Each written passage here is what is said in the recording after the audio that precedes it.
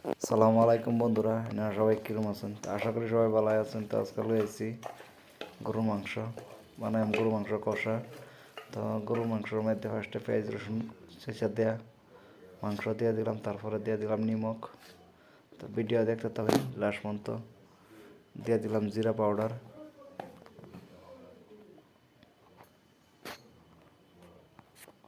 তারপরে দিয়ে দিলাম হালদি। হালদি দেওয়ার পরে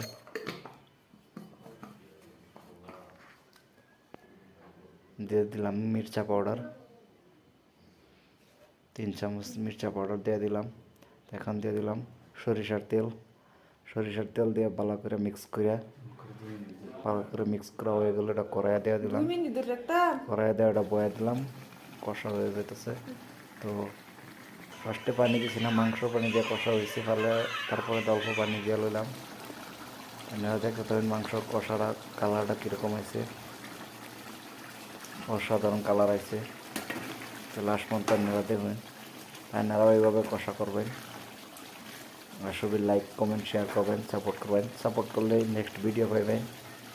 ভিডিও করবার হইলেও কষ্ট আছে, সবাই যদি সাপোর্ট করবেন তাহলে ভিডিও বানানোর সুবিধাও। আর না হাতে ভিডিওর যদি সাপোর্ট না করেন তো ভিডিও বানানোর সুবিধা হবে না।